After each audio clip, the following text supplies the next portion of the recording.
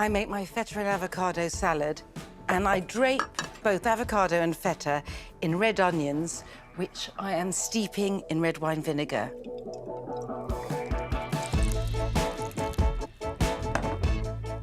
And what this does is take out the acrid burn of the onion. I can't eat raw onions any other way. And by the time I'm ready to make the salad, these strips will have turned a beautiful lambent puce.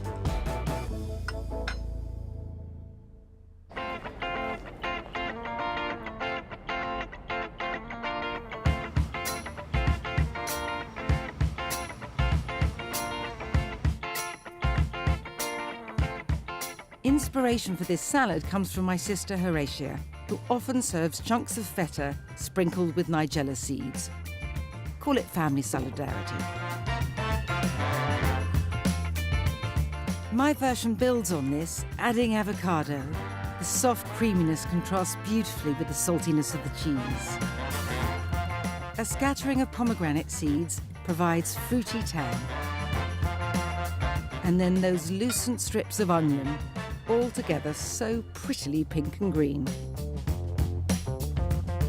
Finally, a drizzle of extra virgin olive oil. Along with some warm flatbread. Countless recipes start with an onion, but I prefer the sweeter, gentler tones of a banana shallot. If banana shallots elude you, you could always use a small red onion. These just need to be cut into chunky half moons. This is just so joyously easygoing. It's all about flavour, not finesse. A bit of fennel. Let's halve it. Try and remove the core. And as for the rest, just chop it, tubey bits and all. And a couple of cloves of garlic, not minced or anything, just squished, so I can get the skins off. And the thing about garlic is that when you mince it, it's really strong and hot, but when it's squished like this, it's mellow and sweet.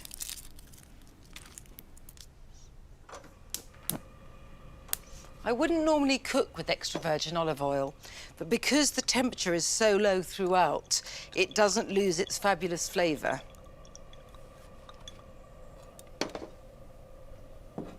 Into the pan with this mixture.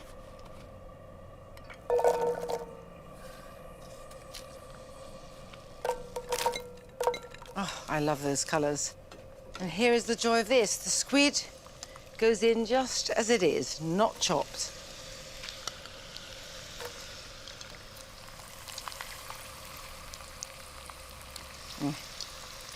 Tentacles, always fabulous. There are really two ways to go with squid. You either cook it quickly at a high heat or go low and slow, and this is low and slow. And because the fennel and the squid both give out quite a bit of liquid, really this is about softly braising rather than frying.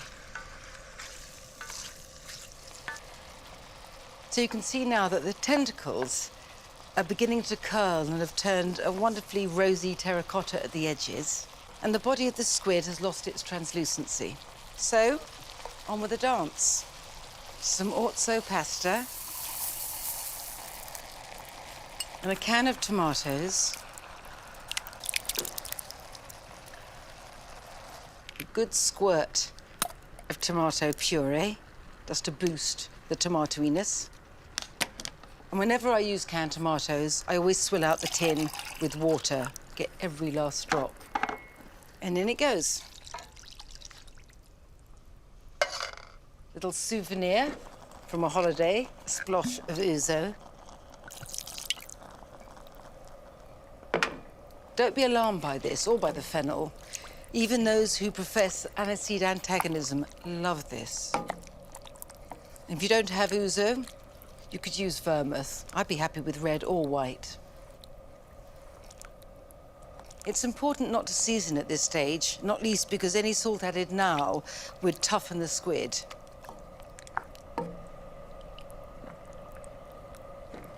When this bubbles, I'm going to put it in a low oven for about an hour and 20 minutes, by which time the Orzo will have absorbed all the liquid and be quite sticky. And this squid will be so soft, I'll be able to cut into it just with this wooden spoon. And lo, it bubbles. So clamp on a lid and into the oven.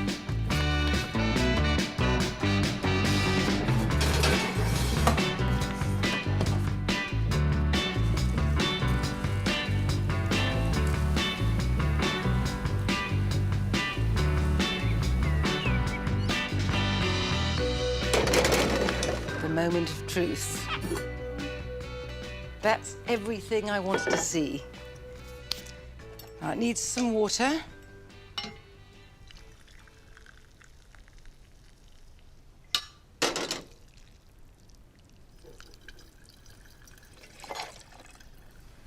Need to give it a good, gentle stir.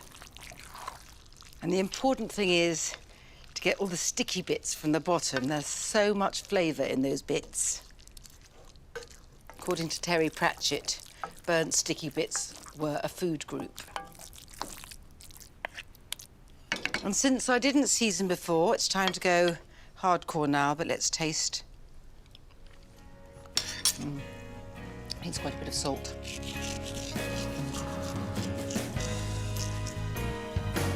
Some pepper.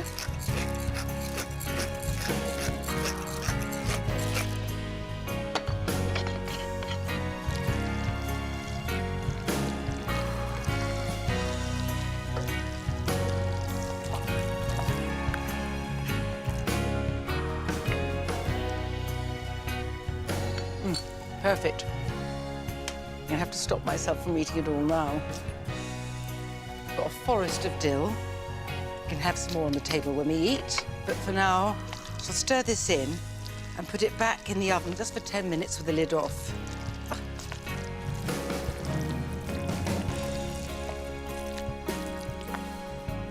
A bowl of this with a crisp green salad, food for the Greek gods.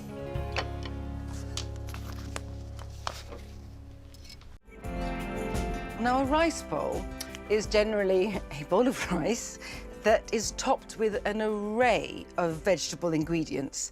I like to keep it rather simpler. I do need short grain brown rice. It has nubbiness and nuttiness, but not that jaw-aching, endless chew of long grain brown rice. I also need raw, unfiltered apple cider vinegar and some mixed seeds, and I'm off. The rice has had 25 minutes simmering, and now I'm just going to let it stand for a few minutes. Perfect, it's absorbed the liquid. And that's the thing about short grain brown rice. It takes so much less time to cook than long grain brown rice. And now I'm going to get on with my few but choice ingredients. Ginger. As you can see, I like a lot of ginger. And there's something else I should have told you about the rice. Normally, there's a fixed rule with cooking rice. You need 1 cup of rice and 2 cups of water. You always have to go by volume. But with the short grain brown rice, I need 1 cup of rice and then 1.5 cups of water. It works perfectly for me. Right, some radishes. I adore the peppery juiciness you get from radishes, as well as the crunch. I tend to quarter these. Sometimes I cut them into 1/8, depending on how much slicing I want to do. Bit of coriander. I want some leaves whole and some just chopped.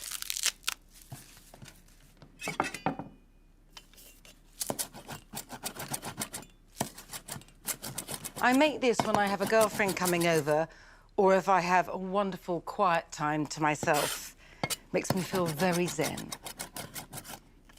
The rice should be ready now, and all the ingredients can be mixed together. When I say all, not that many.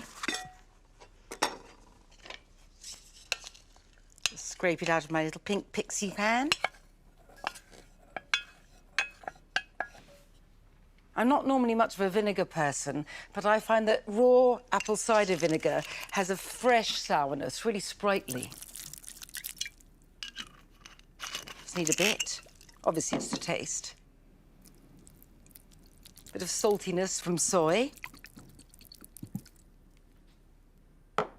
I like quite a lot of seeds in this. I've got pumpkin seeds, sunflower seeds, flax seeds and sesame seeds. They add crunch and really boost the rice as well.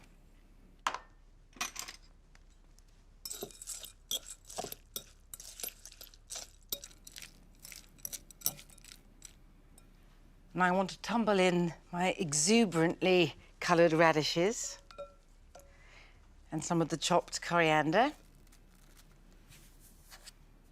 Let's have a little mix up again. Beautiful. And I love eating ginger in strips, just using a vegetable peeler. You get so much heat this way. Good in stir fries as well.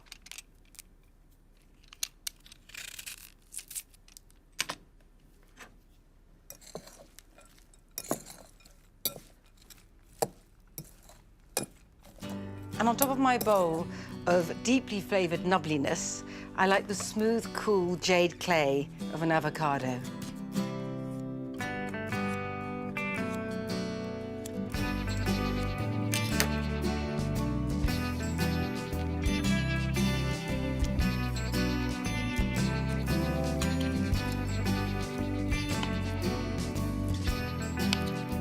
Beautiful slices of avocado.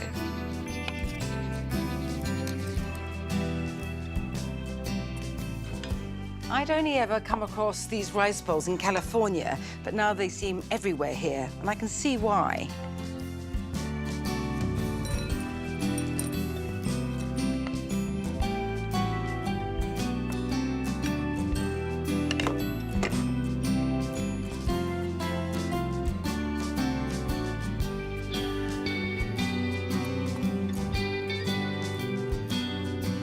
I like to top this with a few delicate coriander leaves.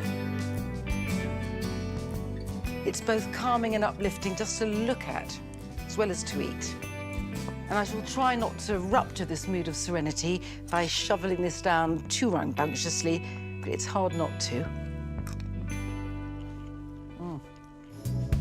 So I start off with Thai red curry paste, and I like a certain amount of fierceness here. So let's plonk that in. And I wanted the delicate sweetness of coconut water rather than the rich creaminess of coconut milk. Before I put the heat on, I want to help the curry paste dissolve into the coconut water. Slightly foolhardy to be doing this with the white shirt, but too late now. And I want the brightness of some lime juice. Sharpen everything up.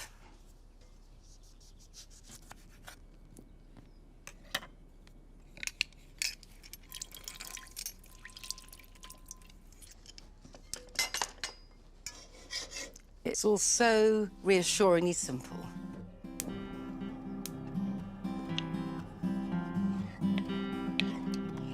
All I need now is to wait for it to come to a bubble.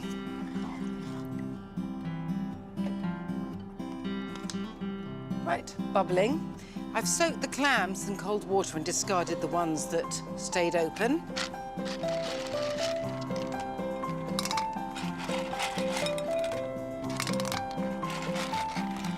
And actually, the most important flavour in the broth is that umami sweetness that comes from the clam liquor.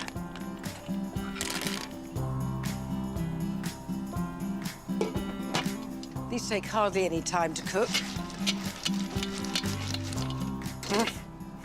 I feel like I'm performing some sort of magic.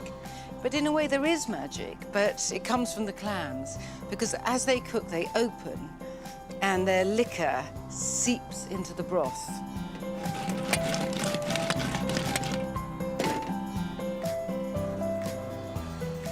The minute I smell Thai basil, I'm back on a holiday. I just adore its aniseed muskiness. But But it can be hard to get, and when I can't get Thai basil, I am so happy with fresh coriander in this. I don't need an implement to eat the clams, hands, mouth, but I might sip the broth serenely with this.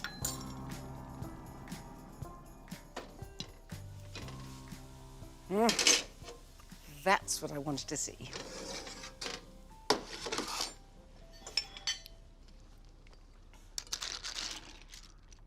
Oh, I love the clatter of clams.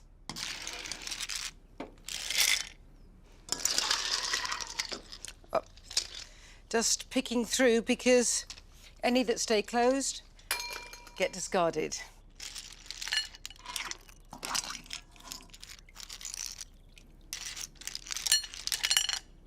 That's a big heap of gorgeousness there. And after that noise, joyous though it was, the calmness of ladling out. I find unchallenging, repetitive activity like this just very calming.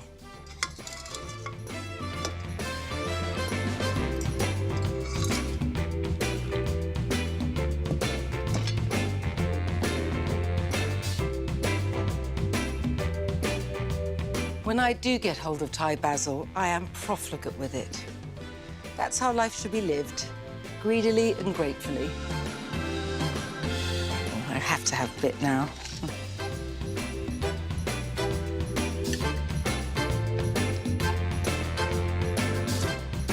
That's one bowl full of bliss I have here. While my fish tacos are inspired by my many visits to taquerias on the west coast of America, rest assured, no frying is involved. These are lovely hake fillets, which I've just sliced lengthwise. And on the hake, I want some paprika for just a gentle kick.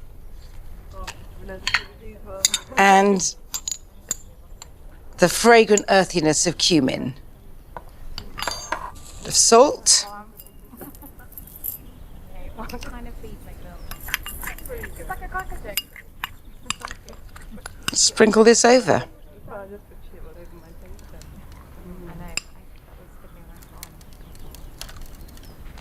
Rather messily.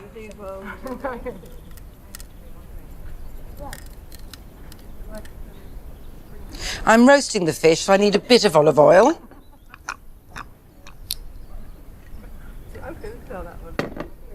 I don't want to bombard them with flavour because there's so much going on with the fish taco, and that's the point. But a bit of garlic, always good.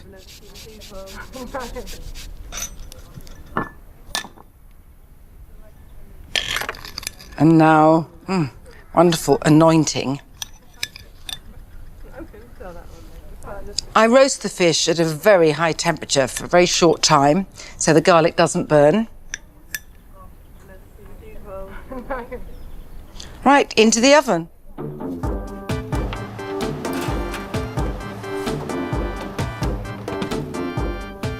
Now, I do know that you wouldn't find corn niblets in a taqueria on the west coast of America, but this is what I do.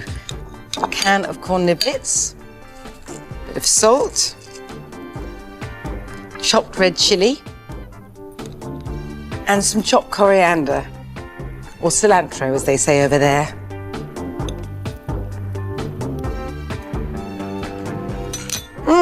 Perfect. And a quick decant.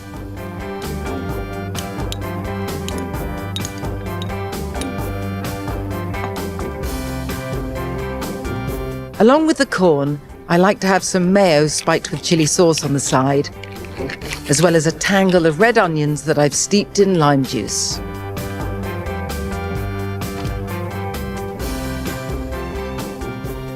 Just gorgeous. I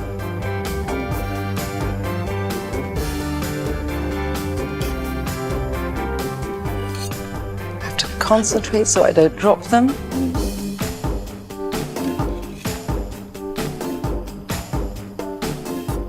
And now we have to add a touch of much denigrated iceberg. It gives such great crunch in the tacos. teeny bit of coriander.